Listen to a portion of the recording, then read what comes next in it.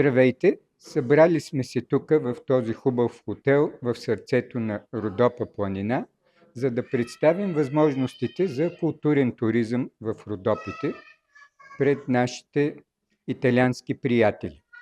За сега искам да ви представя всички участници, които ще участват в това събитие, какво могат да разкажат, какво могат да кажат. Моля да се представите.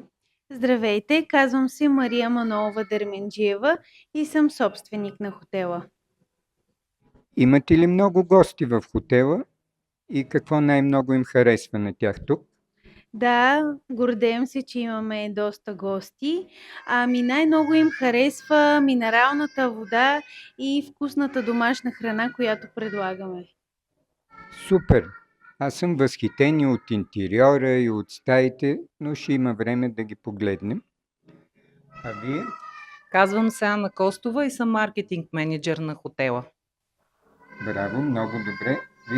Вие каните гостите, така че очакваме от вас едно голямо заповядайте. Заповядайте и добре дошли. Здравейте, а вие?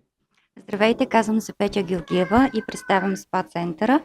Също така извършвам козметични и терапевтични процедури. Супер, много благодаря. Ще ни разкажете за това, много интересно.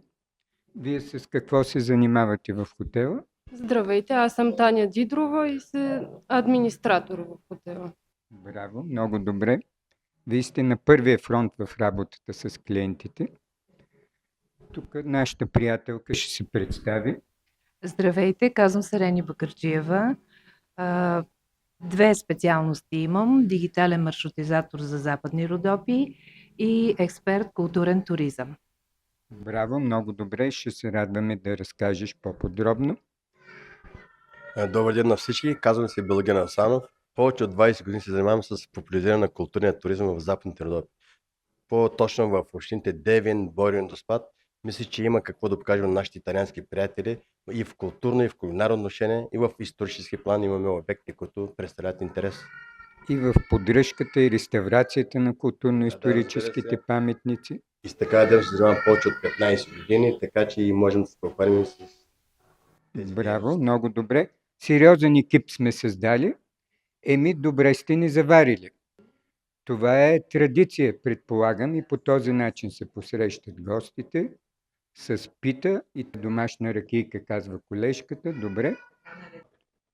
Вече сме в пълна готовност да ви представим възможностите за културен туризъм и естествено културният туризъм и всички културни занимания започват от кулинарията, което е много мощно занимание в културата, занаят, професия, хоби за някой. И затова е тук на тази трапеза, разговор около трапезата се казва нашето събитие, посветено на културния туризъм. Започваме от кулинарията. Имаме честта на масата да присъства шеф-готвача, който е приготвил едни страхотни чудесии. Направо те са супер импозантни. Ако дигна капака и да ви покажа вътре какво има, но това го запазваме в тайна за сега, тя ще ни разкаже по-подробно какви са тези ястия, традиционни ли са за местния край, по кое време се сервират, въобще всичко свързано и най-вече как е тяхното приготовление. А пък нашата колежка Ани ще дегустира и ще ви каже какви са отзивите на потребителите.